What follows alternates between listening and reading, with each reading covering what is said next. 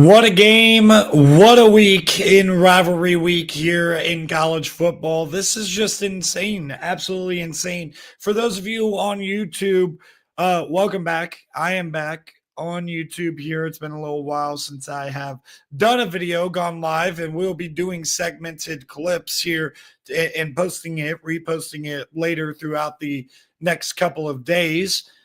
And I'm also going to be on the podcast formats, so make sure you guys look out for me there. I'll have more links in the description as that develops here in the short time. And my plan is to be a lot more consistent with this stuff. Just rely on it because I think this is something that could actually work out. Let's build a community here because we like to discuss things. And if you want to discuss things, go to my TikTok. It's popping off there the last couple of days, and I want to pop off just a little bit more.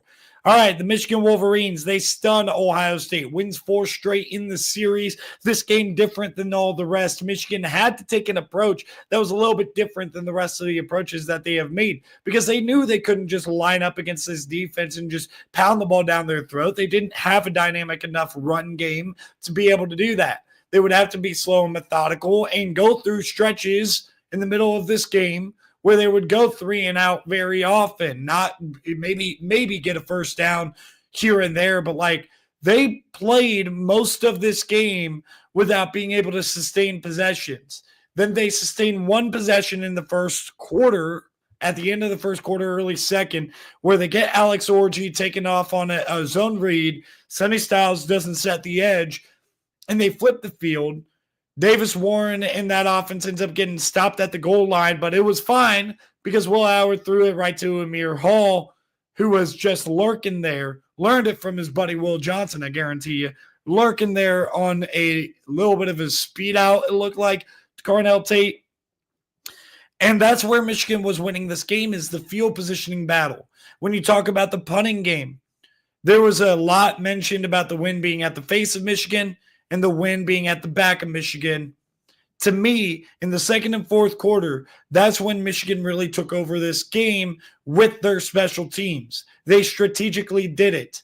They did it in a fashion in which they would be winning the field positioning battle because they can punt and Ohio State cannot.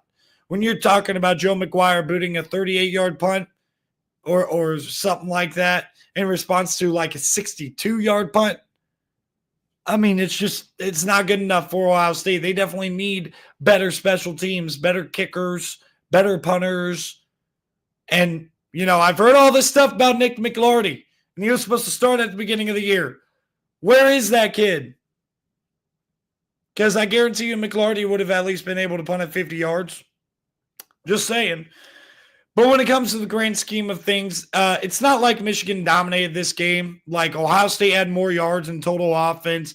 They moved the ball slightly better than Michigan, but they also made a lot of mistakes. And they didn't take advantage of the matchups that they were winning on the outside on a consistent basis until Michigan knew that they had to throw the ball.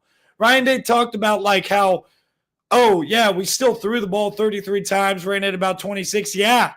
You made up for it in times when you had to throw the ball. The 2-minute drill, where you scored, by the way, you had to throw the ball eight or 9 times on that drive. At the end of the game, you had to throw the ball all 4 of those plays right there.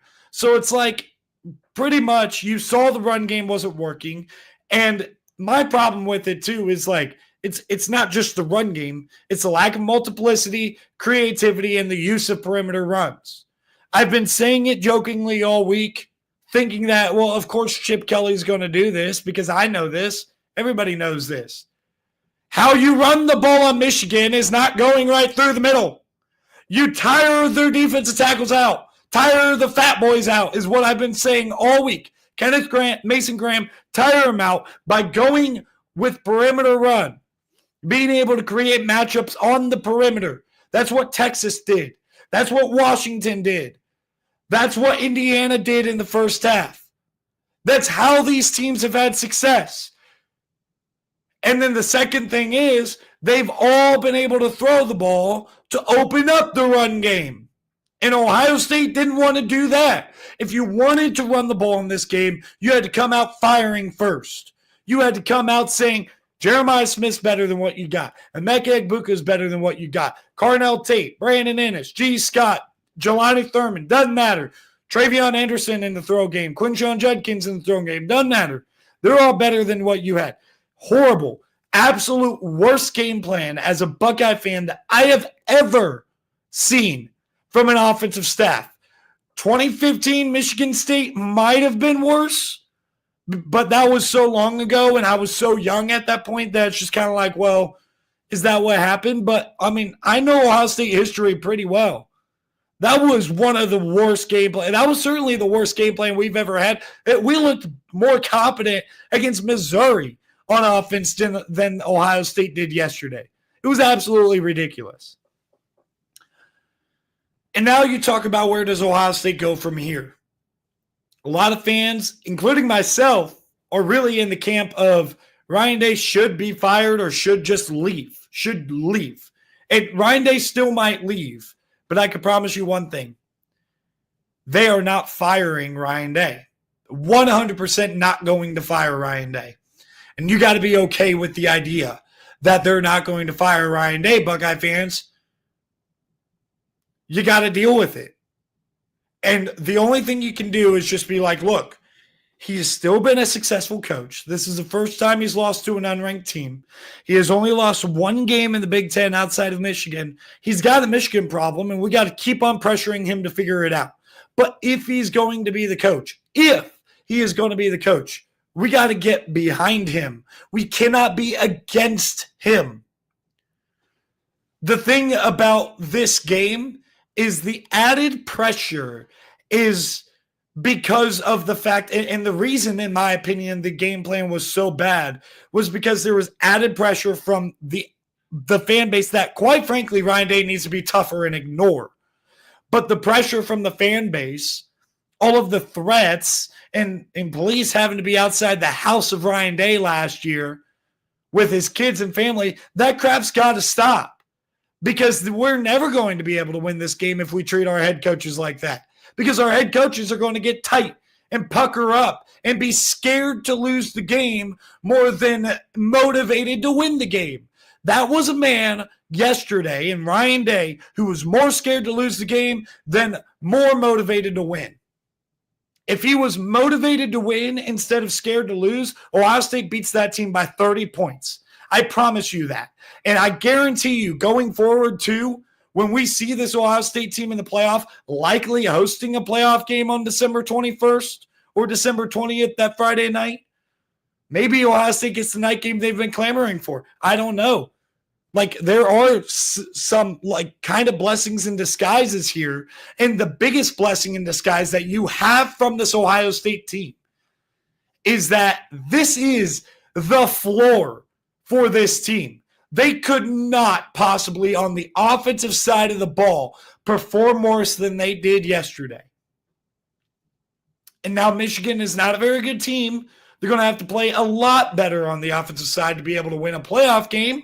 But they've shown times this year that they are capable of it. They showed it against Indiana. They showed it against Oregon. At times, they showed it against Penn State, even if that was a low-scoring game. At the end of the day, whether you are a Ryan Day guy or not, and now I'm not a Ryan Day guy, and I was up until yesterday, I had faith that he would get it figured out. And as long as he's the coach, I'm going to hope he gets it figured out.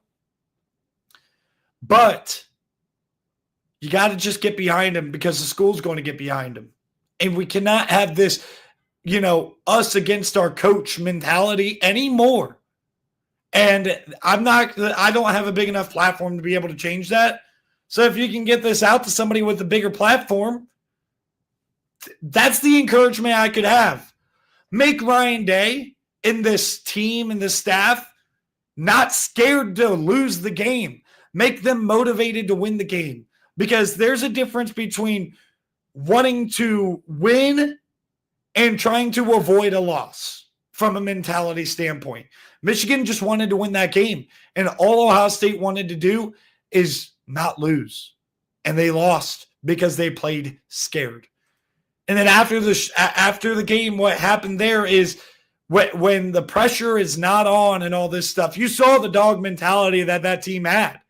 Not on our turf. That didn't happen 2 years ago, mind you. That did not happen 2 years ago. There's a reason why I believe that there is more of a national championship mindset in that locker room now than there was 2 years ago or even 5 years ago with that 2019 team, though I think that they really did have that mindset too. Because regardless of what happened on the field, they ain't taking any disrespect from anybody. Especially when I see Jack Sawyer doing that. Usually a cool, calm, collected kid who has that switch to turn on his anger, who I thought played incredible yesterday. When you get him all riled up and all this stuff, when you see Mitchell Melton getting out there fired up and all this stuff, not doing anything wrong, by the way. I was looking for Ohio State players that threw punches. I'm sure some of them did. I saw Lathan Ransom kind of go a little crazy, though I didn't see him throw a punch. I don't know if any of the significant players did throw a punch and if Ohio State has to worry about that for the playoff game. But one thing I do know here is they were not going to be taking that crap from that team up north who really only benefited off of Ohio State being afraid of the pressure of the game.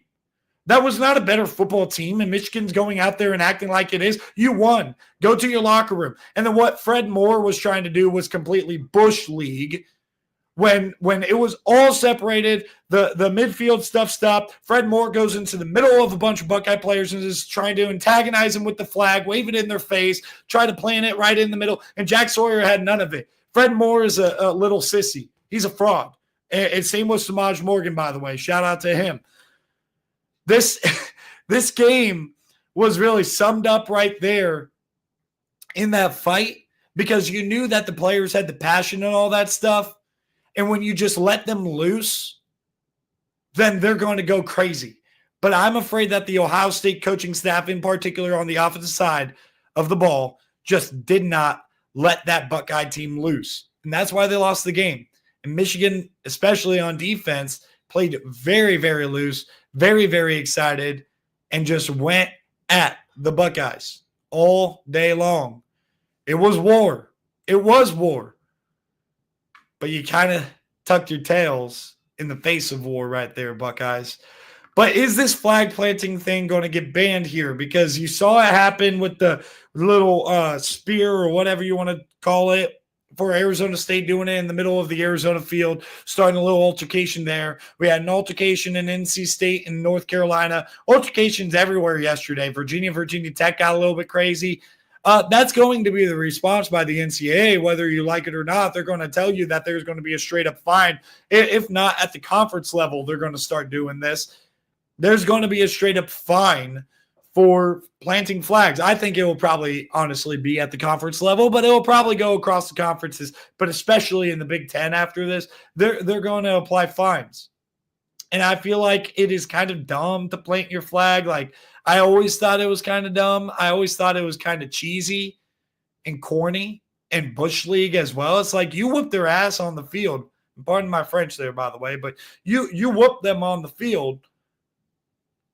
Why is that not enough for you? You know what I mean? That's just my mindset there. But on the other side of things, too, if you don't want them to plant the flag, win the dang game. You're at home, win the game. Like, there are two sides to this that I completely understand. And ultimately, what's going to end up happening is these conferences, probably the Big Ten and ACC first, just based on yesterday, they're going to immediately ban that. And speaking of that, I just want to skip ahead for a second because we just talked about it. Arizona State stomping out their rival, Arizona, was just a masterclass by Kenny Dillingham. And Cam Scatabo is just an incredible player, snubbed off of the Doak Walker Award finalists. I think he should have been one of the three finalists. I honestly think it probably should have been Jeanty and then him and probably Caleb Johnson, but I don't want to take any. We got a lot of really good running backs across America this year.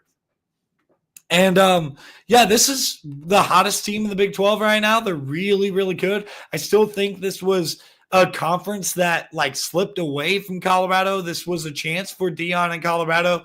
And Deion said it best to his team. You had a chance. You controlled your destiny. And you failed. You didn't go out there and you didn't do it. Ohio State's in the same boat. Trust me, brother. No more about Ohio State there. But Arizona State, they just look so good. And I had said in my TikTok that I made before the game is Arizona has the talent to be able to pull off this upset. Didn't look like it. Did not look like it. Arizona State's very impressive, and we'll see how they do against Iowa State, but I very much like their chances right now.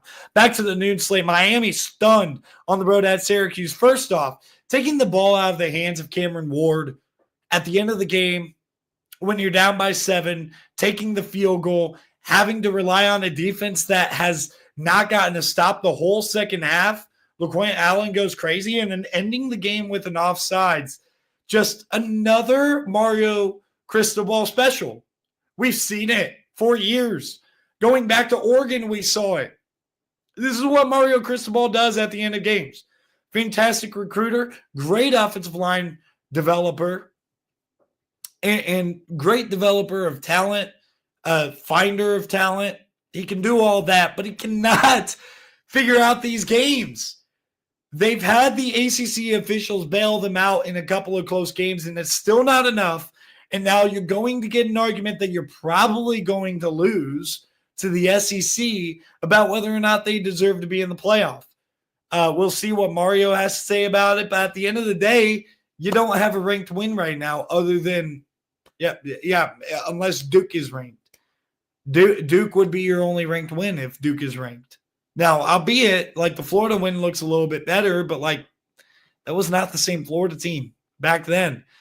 And this Miami team is just struggling over there. I want to give a shout-out to Kyle McCord and the Syracuse offense for just going at him. I knew this would be a bad matchup if Syracuse was ready. I put this on Upset Watch, and I initially picked Syracuse at the beginning of the week and kind of faded away from it. I said Miami is going to find a way to win this game late close, and they did not. They did not. And also at the 3:30 slate, Notre Dame punched their ticket into the college football playoff with a very impressive performance by Jaden Mayava despite the 2 late pick sixes. I thought Jaden Mayava played great. And from a USC perspective, being 6-6, we're going to see him in a bowl game. I'm definitely going to just predict them to win whatever bowl game because, again, they do remind me a lot of that 2022 Texas team right before they broke out with Steve Sarkisian. I think the difference, though, is I think Sark is just straight up a way better head coach than Lincoln Riley. But this team, they're going to have to patch up some things within the trenches in the front 7 on defense. Definitely use the transfer portal to your advantage here and use NIL to your advantage. I know USC is not shy of money. I get they can't get people to show up to their games, but even still, when you see USC's offense be able to have the success that they had against the Notre Dame defense all day, even with the 2 pick sixes that iced the game away, you still had the ball under 4 minutes driving with a chance to tie the game. This USC team, the only games they've lost were close games. As far as Notre Dame goes, look, I think it was a little bit of a bad matchup when you look at USC's defensive structure versus the Notre Dame offensive structure.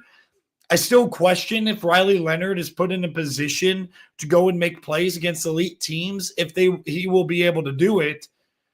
But my gosh, the turnaround that Marcus Freeman and this team has had since that Northern Illinois loss, the way that they just look better and they've improved every single week. This run game is very dynamic. Jeremiah Love's hurdle was just absolutely insane. And Riley Leonard is dynamic as an athlete as well. I think they're going to run into some problems. I could see people making them a trendy pick, I guess, to maybe make a run. And I think they're going to have problems matchup-wise in the playoffs, especially with Benjamin Morrison, their top corner, being out and that secondary looking a little bit vulnerable yesterday. I don't think if Notre Dame gets in another shootout with a better defense and a better overall team, they're going to be able to win. But they punched their ticket after losing to Northern Illinois, one of the most unbelievable losses of a regular season that I could remember.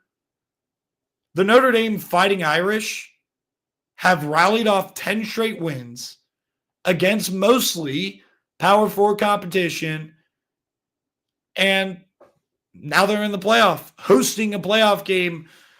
I'll be up in that area, by the way, that weekend. So I'm not going to a game, but that would be tempting for sure to try to go to a playoff game in South Bend, Indiana.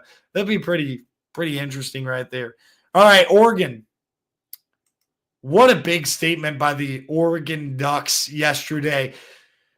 This is the statement that Ohio State needed to make over Washington, right? Or over Michigan. Because Oregon and Dan Lanning has yet to beat Washington in multiple tries there. 3 tries in the last 2 years. Have yet to beat Washington. Washington is a singular team that kept the Oregon Ducks out of the college football playoff the last 2 years. And they just put it to them. Great game plan by Will Stein. That bye week gave them the recovery that they needed, and they looked more like the team. And I knew that Wisconsin game would be a tough spot for Oregon in the preseason just based on the alignment of their schedule. But once they got to the bye week and well rested, boom, did they exploit that Washington defense all day long. I'm curious to see how Damon Williams will look next year. I'm excited about the development of that player, and I still think Jedd Fisch, as strange of a guy as he is a pretty good coach. And 6-6 ain't that bad for Washington, and it's crazy. The two teams that went to the national championship, 7-5 and 6-6, and not in the college football playoff this year in an expanded format. But what can you say? What can you say? Shout out to Oregon, though. Like that game really put things to rest about, like, you know, whether or not this Oregon team is going to be able to be consistent enough or whatever. Nah, they just needed a bye week to recover from a long stretch of games. Like, that's all it really was. Texas wins a wild game in the reunited rivalry between Texas and Texas A&M. A weird game because the turnover luck and the field positioning luck was going to Texas A&M. They had a pick 6. They had a forced fumble in the red zone. They had multiple red zone turnovers. Texas did. Texas dominated Texas A&M throughout this game, but kept Texas A&M in based on offensive mistakes, turnovers, and a blocked punt later in that game that set up A&M nicely, and they just couldn't capitalize.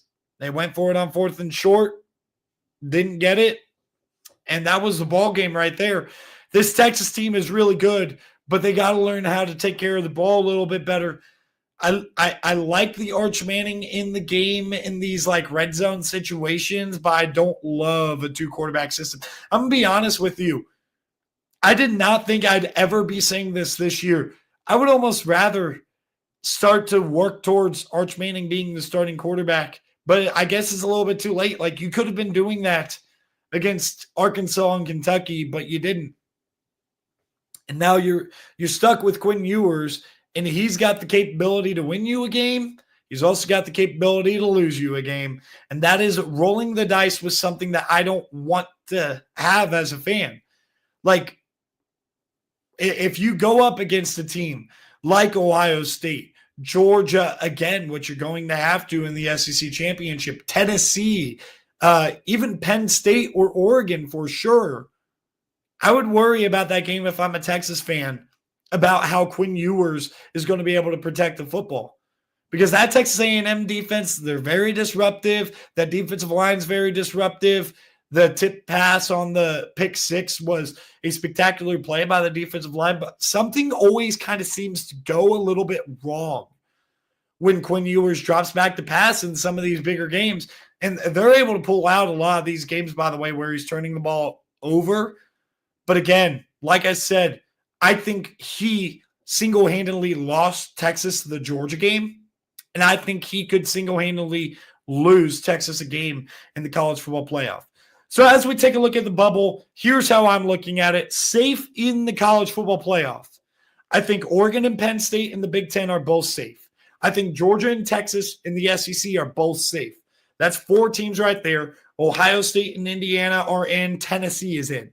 7 teams right there. Notre Dame, 8 teams. I think that SMU should be safe, should be 100% in, and that's my 9 right there. That is my 9 right there.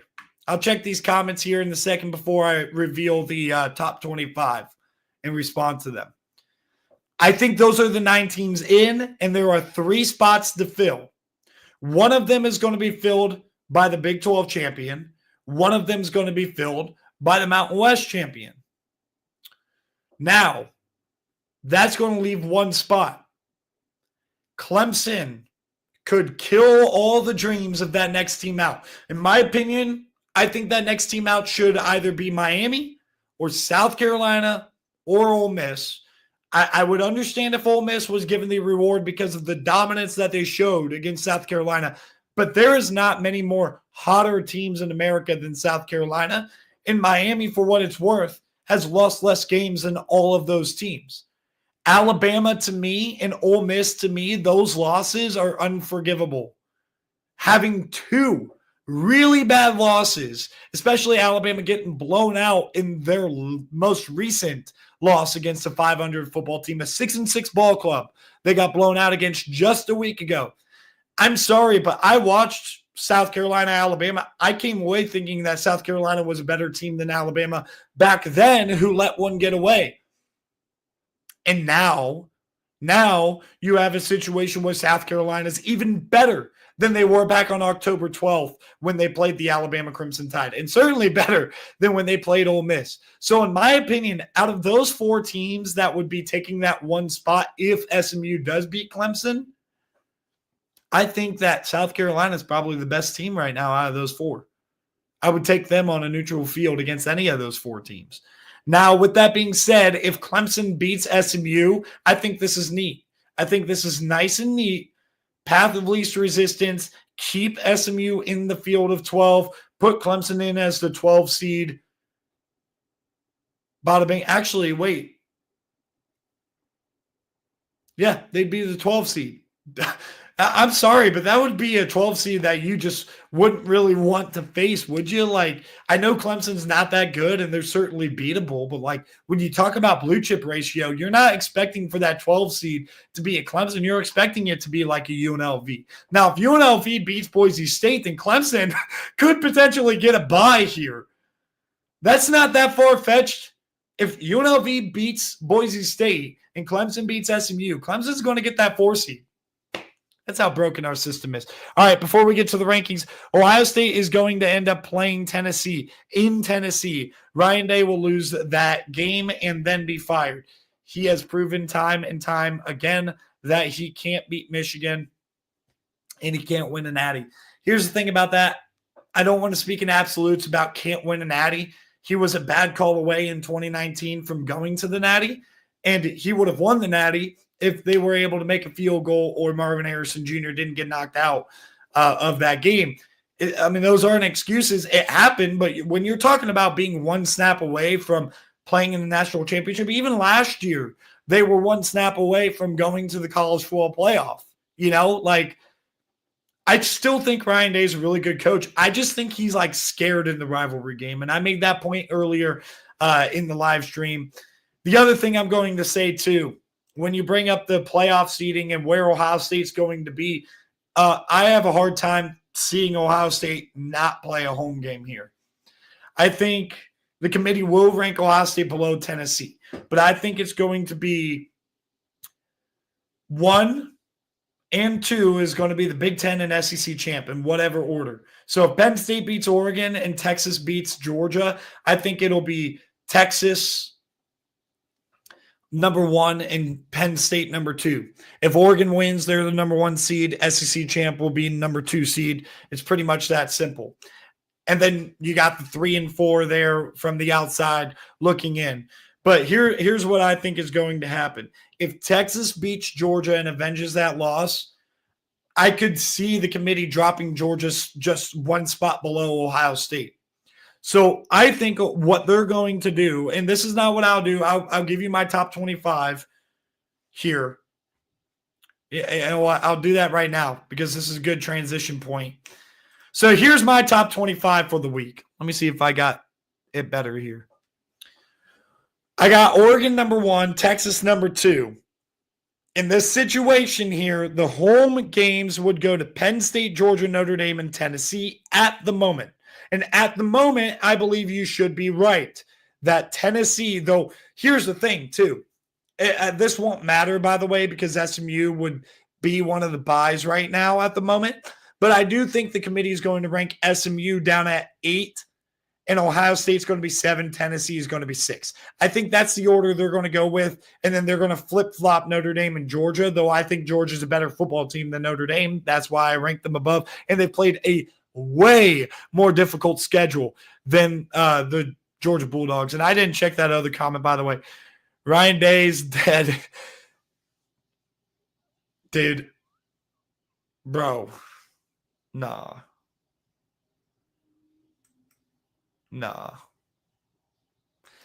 I read that comment initially, started laughing because I misinterpreted it. I don't like that comment, bro. Come on, man. It's a little bit too dark of humor for me when you're talking about real stuff that has happened there. For those of you in the audio, it's a joke about Ryan Day losing his father. I'm not going to encourage it. Anyway, so I really wish I could cut that out, but I'm not going to, especially in a live stream format. It is what it is. So what I think is going to happen, though, is if Georgia ends up losing to Texas, I think Georgia's going to drop below Ohio State, and I think Ohio State will be above SMU. I could easily see Ohio State playing a home game here. I think they're probably going to get a home game here. Now, with that being said, I know the committee is going to rank things a little bit differently than I do. I have Alabama way down at 16. I'm just not inspired by Alabama. A lot of people talked about how they're so Jekyll and Hyde and they were impressive yesterday. To me, they weren't even impressive yesterday. Like Auburn went back to the old Auburn that we know, especially on the offensive side of the football. And that was the story of that game. Like, I'm not surprised. Then you also, guys, I put UNLV at 18 here, BYU at 17. So for your audio listeners, it's 1 Oregon, 2 Texas, 3 Penn State, 4 Georgia, 5 Notre Dame. That's the top 5 right there. 6 SMU, 7 Tennessee, 8 Ohio State, 9 Indiana, 10 Arizona State, playing red-hot football right now. 11 Boise State, 12 Miami, 13 Iowa State, 14 Ole Miss, and 15 South Carolina. I can ignore with 15 South Carolina and now 16 Alabama, I can ignore that head-to-head with how close that game was with South Carolina on the road. What I cannot ignore is Ole Miss blowing out South Carolina. I think that's going to box South Carolina out of the CFP. I think if Iowa State loses, they'll drop below those 3-loss SEC teams. And then there can be a debate if SMU beats Clemson. There can be a debate about whether or not Miami or one of the SEC schools deserve to get in. I would pick Ole Miss over all 3 of them, but it's not easy because Ole Miss has 2 really, really bad losses too. But I'm also considering the fact that Florida at the end of the year was playing at a top 25 level. And I'm not punishing Ole Miss in my mind as much for that loss, and it was much closer than that Alabama game. They beat Georgia also, a common opponent between the two, way more emphatically than Alabama did. I still think South Carolina, though, right now is playing the best football out of all of those teams. Still think that. Number 17, BYU. Number 18, UNLV. Number 19, I slotted in Clemson there because they are playing for the ACC championship. You've had to have a pretty good season. And then number 20, I got Colorado. They let one really get away against Kansas, who, just like Florida, was playing at a top 25 level and then just got embarrassed against Baylor. Number 21, I slotted in Illinois with a quiet and solid 9-3 season. Number 22, I got Duke there, who really was close to being able to knock off Miami and SMU, the 2 highest-ranked teams in the ACC. Number 23, I got the Syracuse Orange, who have had their ups and downs this year, but their ups have been really up. I know their lows of that Stanford and Pitt game are definitely out there, but those highs are really high, and it gets capped off with that win against Miami just yesterday. Number 24, a tough, gritty win against Arkansas for Missouri. to finish off their season at 9-3. And number 25, sitting at 10-1, I got the Army Black Knights, who are going to be playing Tulane in the conference championship. Shout out, by the way, to the Memphis Tigers for giving UNLV a basically like straight path into the college football playoff now. It's win and get in for the Rebels now because Memphis knocked off Tulane on Thursday night, on Thanksgiving night. Last thing I got to say here, guys, is this 12-team race, it's going to be incredible to see play out. We only have to take really a week off of major college football, and we're going to get more college football. I was, a little bit upset when I heard that, saw that there were going to be bowl games on the same day as Army-Navy, but then I'm like, well, no, Army-Navy is still going to be the focus of that day. But we get to watch all that football and a Heisman ceremony in one day. It's going to be beautiful. Like, football is still so far from over, and it makes me happy that college football is here. And I know I'm an Ohio State fan for everybody out there, but that being said, I love college football way more than I love Ohio State, and I am here for all of that. Thank you guys for tuning in. Make sure you guys like this video, and make sure you guys follow on the podcast. I'll see you guys in the next one.